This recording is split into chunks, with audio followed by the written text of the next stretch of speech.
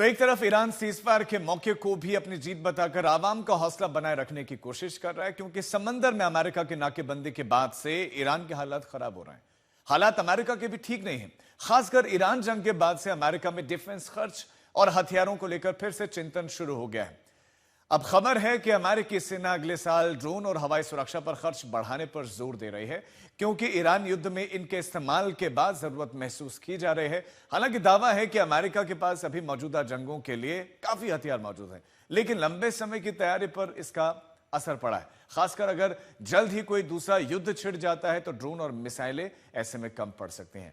और यही वजह है कि डोनाल्ड ट्रंप ने मिसाइल उत्पादन बढ़ाने के लिए अतिरिक्त फंडिंग की मांग की है। जी हां, अमेरिकी ड्रोन और उससे जुड़ी हुई टेक्नोलॉजीज पर खर्च को 3 गुना बढ़ाकर 74 अरब डॉलर से ज्यादा किया जाना जो है वो चाहते हैं कि इतना किया जाए।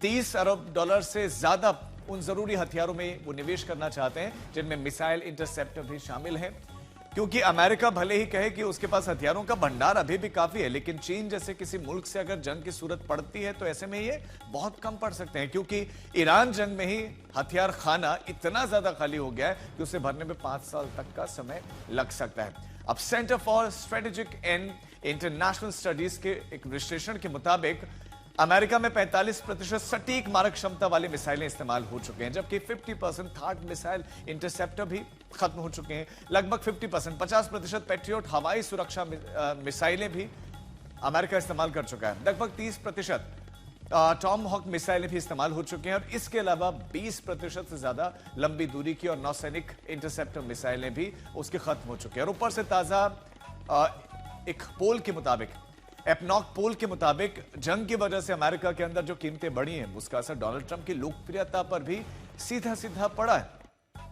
जंग के मैदान में अमेरिका ने ईरान को तो तबाह करने के तमाम तरह के दावे किए हैं, लेकिन अब ओमान की खाड़ी पर पहरा दे रहे हैं। अमेरिका के आर्थिक मोर्चे पर ईरान को तबाह करने की तमाम तरह की तैयारियां भी उसने कर रखी हैं। ट्रंप ने दावा किया कि होर्मुज के बाहर नाकेबंदी से ईरान को रोज 50 करोड़ डॉलर का नुकसान हो रहा है। नकदी की कमी से जूझ रहे जल्द ही लोग ईरान में विद्रोह पर उतरेंगे और उसे होर्मुज खोलना ही पड़ेगा। ब्रिटिश अखबार ने तो यह दावा किया है कि होर्मुज में रुकावट से ग्लोबल फूड शॉक का खतरा बढ़ गया है। अखबार का दावा है कि एनर्जी फ्लो में रुकावट से ग्लोबल फूड शॉक का खतरा बढ़ गया है, क्योंकि गैस की ऊंची कीमतों ने फर्टिलाइजर प्रोडक्शन पर इसका इंपैक्ट पड़ा है, असर डाला है। दूसरे सेक्टर्स ने जरूरी इनपुट्स और लॉजिस्टिक्स के लिए एग्रीकल्चरल प्रोड्यूसर्स से ज्यादा बोली लगाई है। गल्फ का ये वाटरवे ग्लोबल ऑयल और लिक्विफाइड नेचुरल गैस एक्सपोर्ट का एक बहुत बड़ा हिस्सा है, यानी लगभग 5वां हिस्सा है। समुद्री फर्टिलाइजर ट्रेड का लगभग 1/3 हिस्सा ये हैंडल करता है, जिससे ये फूड प्रोडक्शन के साथ साथ एनर्जी मार्केट के लिए भी एक बहुत जरूरी रास्ता बन जाता है।